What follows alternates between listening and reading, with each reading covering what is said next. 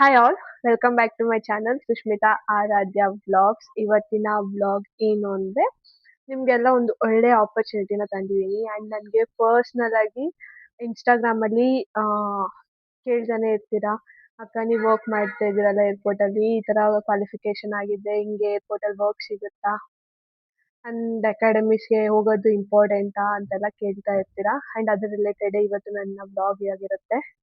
And ನನ್ನ experience ಕೂಡ share ಮಾಡ್ಕೊತೀನಿ ಏರ್ಪೋರ್ಟಲ್ಲಿ. ಆ್ಯಂಡ್ ಯಾರೆಲ್ಲ ತುಂಬ ಕನ್ಸಿಟ್ಕೊಂಡಿರ್ತೀರಾ, ಓ ಏರ್ಪೋರ್ಟ್ಗೆ ಹೋಗಿ ವರ್ಕ್ ಮಾಡೋಕ್ಕೆ ಸ್ಟಾರ್ಟ್ ಮಾಡಿದ ತಕ್ಷಣ ನಮಗೆ ಇಷ್ಟು ಸ್ಯಾಲ್ರಿ ಸಿಗುತ್ತೆ, ಅಷ್ಟು ಸ್ಯಾಲ್ರಿ ಸಿಗುತ್ತೆ. ಆ್ಯಂಡ್ ಏನಂತಾರೆ, ಏರ್ಪೋರ್ಟಲ್ಲಿ ವರ್ಕ್ ಮಾಡೋದು ದೊಡ್ಡ ಏನಂತಾರೆ ಬಿಗ್ ಥಿಂಗ್, ಎಲ್ಲ ಆಚೆಗಡೆ ಎಲ್ಲ ಫುಲ್ ಇದು ಮಾಡ್ಕೊತಾರೆ, ಈ ಥರ ಏರ್ಪೋರ್ಟಲ್ಲಿ ವರ್ಕ್ ಮಾಡ್ತಿದ್ದಾರೆ ಅಂತೆಲ್ಲ ಇರುತ್ತೆ. ಆ್ಯಂಡ್ ನನ್ನ ಎಕ್ಸ್ಪೀರಿಯನ್ಸ್ ಜೊತೆ ನನ್ನ ರಿಲೇಟೆಡ್ ಹೇಳಿದ್ನಲ್ಲ, ಅದರ ರಿಲೇಟೆಡ್ ವಿಡಿಯೋ ಮಾಡೋಣ. ಫಸ್ಟ್ ನನ್ನ ಎಕ್ಸ್ಪೀರಿಯನ್ಸ್ನ ನಿಮ್ಮ ಹತ್ರ ಶೇರ್ ಮಾಡ್ತೀನಿ. ನನ್ನ ಎಕ್ಸ್ಪೀರಿಯನ್ಸ್ ಏನಂದರೆ, ನನ್ನ ಏವಿಯೇಷನ್ ಕೆರಿಯರ್ ಸ್ಟಾರ್ಟ್ ಮಾಡಿದ್ದು ನಾನು 2023ಅಲ್ಲಿ.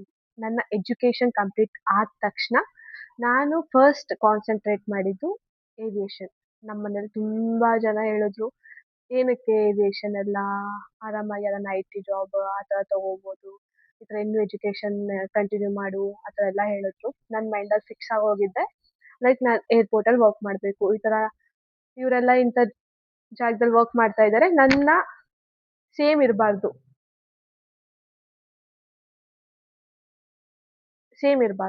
ನಾನು ಡಿಫ್ರೆಂಟ್ ವೇಯಲ್ಲಿ ಹೋಗಬೇಕು ಅಂತ ಏವಿಯೇಷನ್ನ ಚೂಸ್ ಮಾಡಿದೆ. ಆ್ಯಂಡ್ ನಾನು ಏವಿಯೇಷನ್ ಚೂಸ್ ಮಾಡಿದಾಗ ನನ್ನ ಎಜುಕೇಷನ್ ಕಂಪ್ಲೀಟ್ ಆದ ನೆಕ್ಸ್ಟ್ ಡೇಯಿಂದನೇ ನಾನು ಏವಿಯೇಷನ್ ಅಂತ ಫಿಕ್ಸ್ ಆಗಿದ್ದೆ. ನಾನು ಕಂಟಿನ್ಯೂಸ್ ಆಗಿ ಫಸ್ಟ್ ಮೇನ್ ಥಿಂಗ್ ನಾನು ಏನು ಮಾಡಿದ್ದು ಅಂದರೆ, ಎಜುಕೇಷನ್ ಕಂಪ್ಲೀಟ್ ಆದ ತಕ್ಷಣವೇ ನಾವಿವಾಗ ಸರ್ಟಿಫಿಕೇಟ್ ತೊಗೋಬೇಕು, ಅಕಾಡೆಮೀಸಿಗೆ ಹೋಗಬೇಕು, ಅಲ್ಲಿ ಅಕಾಡೆಮಿಯಲ್ಲಿ ಎಲ್ಲ ಹೇಳ್ಕೊಡ್ತಾರೆ, ಅವರೇ ನಮ್ಮನ್ನು ಕೆಲಸಕ್ಕೆ ಸೇರಿಸ್ತಾರೆ ಅನ್ನೋದು ಫಿಕ್ಸ್ ಆಗಿದ್ದೆ. ಸರ್ಟಿಫಿಕೇಟ್ ಕೂಡ ಕೊಡ್ತಾರೆ, ಆ ಸರ್ಟಿಫಿಕೇಟ್ ಇಟ್ಕೊಂಡು ಮುಂದೆ ಕೆಲಸ ಸಿಗುತ್ತೆ, ಅವರೇ ಕೆಲಸ ಕೊಡಿಸ್ತಾರೆ ಅನ್ನೋದು ಮೈಂಡಲ್ಲಿ ಫಿಕ್ಸ್ ಆಗಿತ್ತು ನನಗೆ. ಆಗ ನಾನು ಬ್ಯಾಕ್ ಟು ಬ್ಯಾಕ್ ಅಕಾಡೆಮೀಸ್ನ ಹುಡುಕ್ತಾ ಹೋದೆ.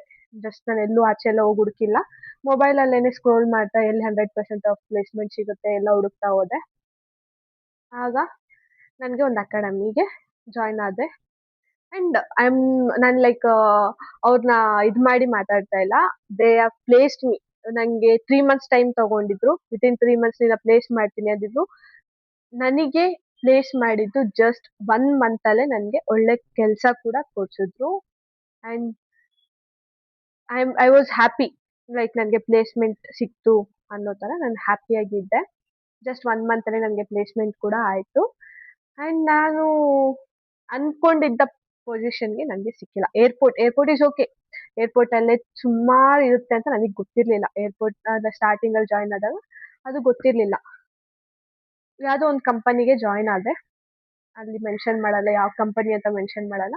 ಒಂದು ಕಂಪನಿಗೆ ಜಾಯ್ನ್ ಆದೆ.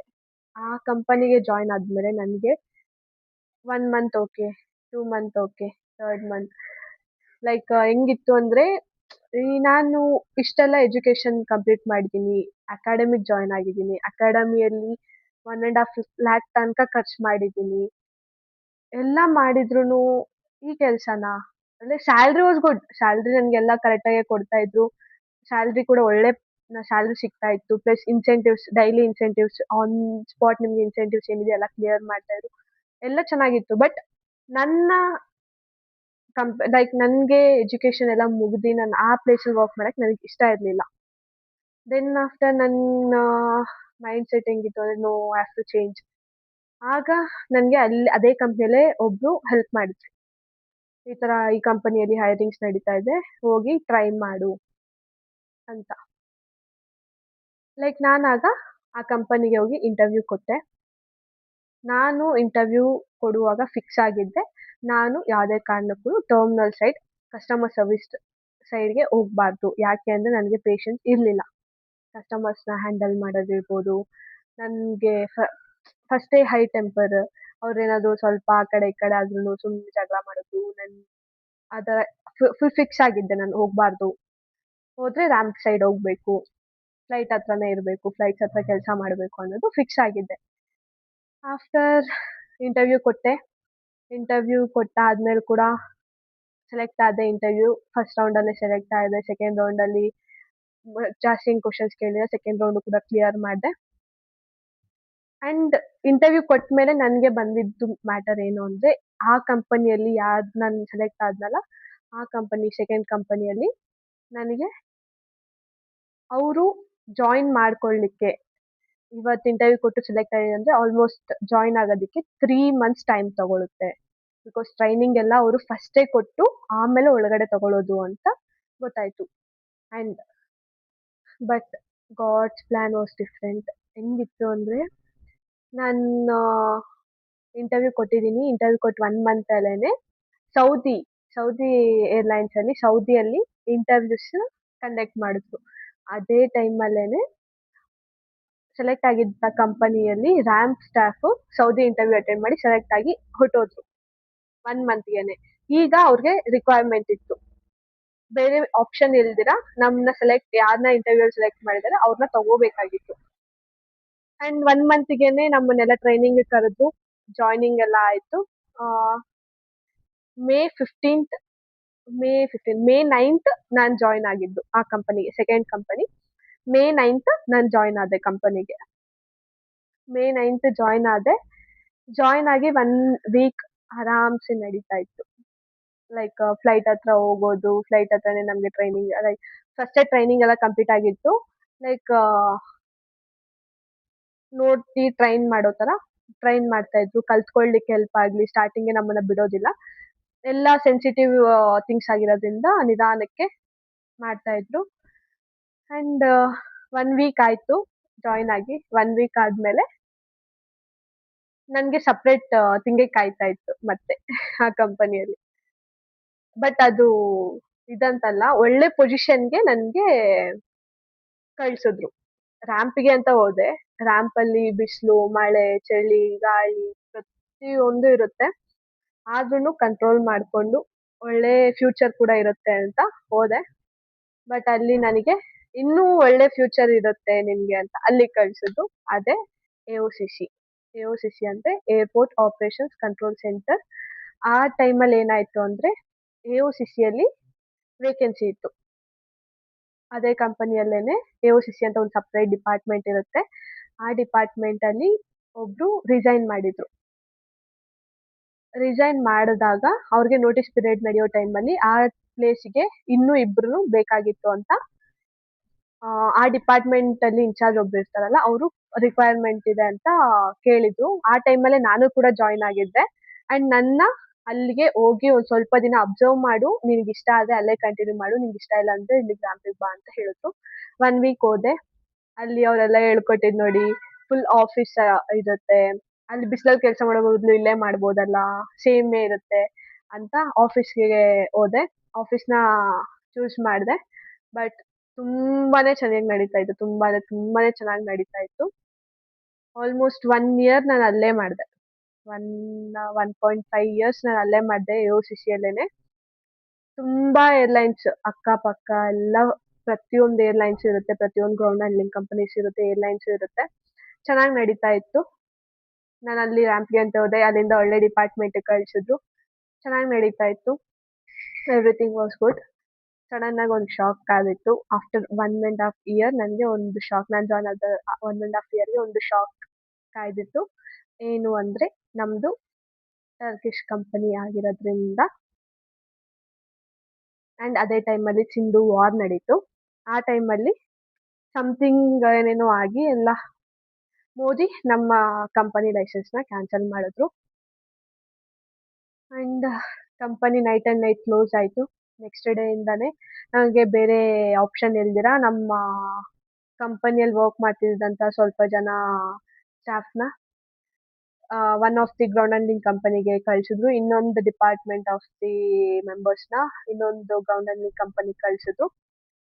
ಆಗ ಬೇರೆ ಬೇರೆ ಕಂಪ್ನಿಗೆ ಶಿಫ್ಟ್ ಆಯಿತು. ಅದು 1 ಮಂತ್ ಆಫ್ ಕಾಂಟ್ರಾಕ್ಟ್ ಇತ್ತು. ಆಫ್ಟರ್ 1 ಮಂತ್ ನಮಗೆ ಇಷ್ಟ ಇದ್ದರೆ ಆ ಕಂಪನಿ ಜೊತೆ ಕಂಟಿನ್ಯೂ ಮಾಡ್ಬೋದು, ಇಷ್ಟ ಇಲ್ಲ ಅಂದರೆ ರಿಸೈನ್ ಮಾಡ್ಬೋದು ಅಂತಲೂ ಕೂಡ ಮೆನ್ಷನ್ ಮಾಡಿದ್ರು. 1 ಮಂತ್ ಹೋದೆ ಆ ಕಂಪನಿಗೆ.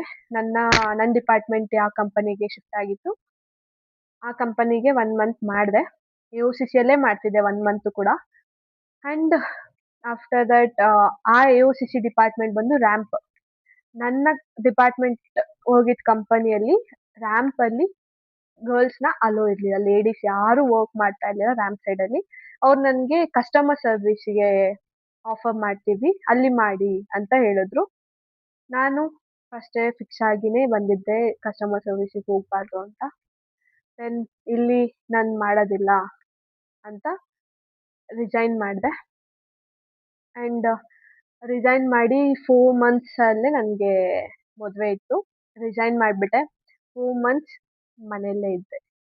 4 ಮಂತ್ಸ್ ಲಿಟ್ರಲಿ 4 ಮಂತ್ಸ್ ಮನೇಲಿ ಕುಂತಿದ್ದೆ. 4-5 ಮಂತ್ಸ್ ಮನೇಲಿ ಕುಂತ್ಕೊಂಡು ಬೇರೆ ಏನ್ ಮಾಡ್ಬೇಕು ಅಂತಾನೆ ಗೊತ್ತಾಗ್ತಾ ಇರ್ಲಿಲ್ಲ. ಹೆಂಗೆ?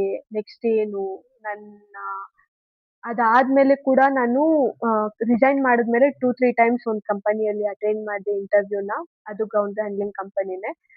ಇಂಟರ್ವ್ಯೂ ಅಟೆಂಡ್ ಮಾಡ್ತಾನೆ ಇದ್ದೆ ಬ್ಯಾಕ್ ಟು ಬ್ಯಾಕ್. ಬಟ್ ಗೊತ್ತಿಲ್ಲ ಯಾವ ರೀಸನ್‌ಗೆ ನಾನು ಏನಾಗ್ತಿದೆ ಏನು ಪ್ರತಿಯೊಂದೂನು ಡಿಸ್ಟರ್ಬ್ ಆಗಿದ್ದೆ.